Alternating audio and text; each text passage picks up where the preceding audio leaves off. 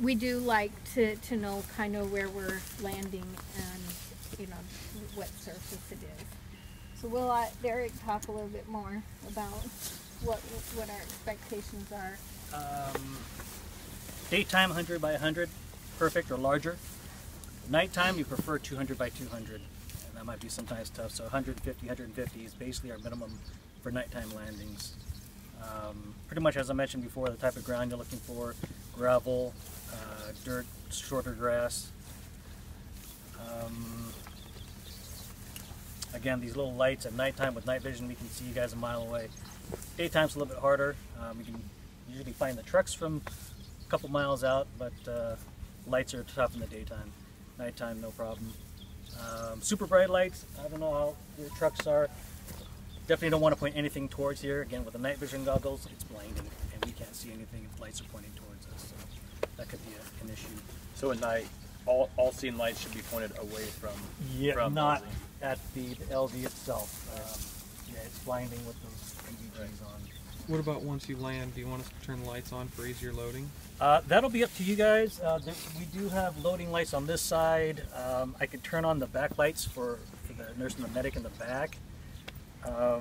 If you guys need lights for the patient and you're pointing it at the patient, not a problem for me. That's going to be up to you guys and the crew on how much light or they need or don't need.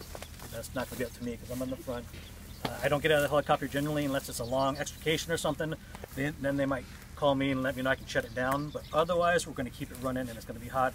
It's going to be hot loading in the back for most scenes. So that's also something to keep in mind. We like to have one guard, one person that we've appointed as we get out. A lot of times either the nurse or the medic will go and get one person, and you're responsible for guarding the helicopter so people don't come running towards it. Now, where that person's going to be placed is somewhere in the vicinity of the front where you can see the pilot and the pilot can see you. So if you guys have to make any action like shut it down or something to let the pilot know, that's where we want you. Also, if you're telling somebody to stop or something, we can see that you're doing something to tell somebody to stop or whatever you're trying to do to keep it safe back there. So pilots are on the right hand side on this particular helicopter. So generally everyone in the front and off to like 90 degrees is where we'll be able to see you from the front seat there. So in groups of 4. Normally we like to have you guys approach where, again, the pilot can see you. That way we can count how many people are going back there with you and how many people are coming out. If I don't see the same amount of people coming out as I saw going in, it's going to be delayed because I'm going to have to ask them, make sure, is everyone gone? Are we clear? But if I see everyone that came in go out, it makes much safer for me to know that we're okay to take off, basically. Different helicopters, different heights on the blades. Especially at night, tough to see. Daytime, it's still moving fast, pretty tough to see. My recommendation for any helicopter, if you're approaching it, keep your head down. Especially slopey conditions. More slopey, the more dangerous it gets. Our helicopter is pretty stable. They don't flex down too much, but there are some helicopters from other companies that they can swoop down pretty far if they got a gust of wind or something, or the pilot hit the stick accidentally. This thing will come down low enough to tap you, and you don't want that to happen. So my recommendation, keep your heads low anytime you approach a helicopter. Like she mentioned, when you guys do come as a crew behind with the patient, try and stay in front of those horizontal fins there. That'll keep you safe from the tail. Things can get sucked at the tail. It is safer having this type of tail. It's mainly for noise, but for safety it is safer having the tail in there, but that is moving much faster than this. You cannot see the tail rotor running in the back when the helicopter is running. It's invisible. People forget that when it's an uncovered tail and people have been hit by those things.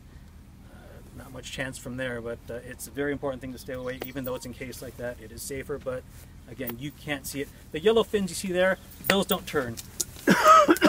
It's the other side, the steel, the metal part that you see on the other side that's moving, and that's what you can't see. So if it's spinning, it's going to look pretty much like you see here, and you won't notice the tail fins are spinning. So got to be very careful of that. Same thing if you bump anything on the tail and it gets damaged, we're done. Same thing, anything gets sucked through that, we're done. So that's why you got to be careful of hats, handkerchiefs, blankets, towels, anything you have that might float away and get sucked through there. Same goes for the top rotor too. So watch loose articles, very important. And if you drop anything and it blows away, just let it go. Yep. You not run can after recover it later. You're more apt to run and harm yourself or do something trying to recover something. So just let it go, and then you can try to recover it later. In an airport like this, when you guys are preparing an LZs, let us know what obstructions, obstacles are around the area. Power lines, tough to see from the air, really tough, especially at nighttime. We have night vision, but power lines, they don't they don't shine at nighttime, so you can't see lines. Things like trees, letting us know which direction trees might be. You saw me coming in this direction here today. Again, that's due to the wind.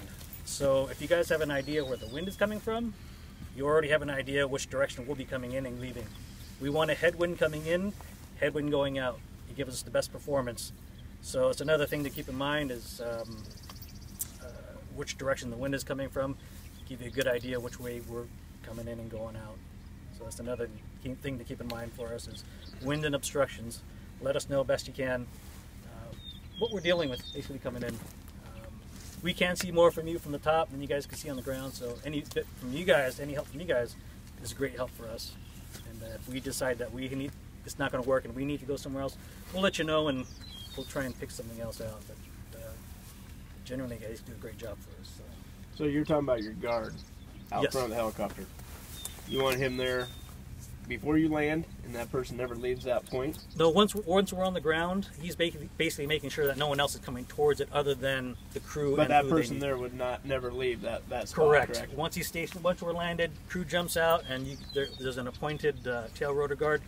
He'll be up on the front basically till everyone's in, and he can tell that everyone's cleared.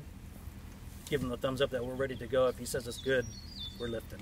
And it's nice to have the same guy from start to finish. Right, that way, right.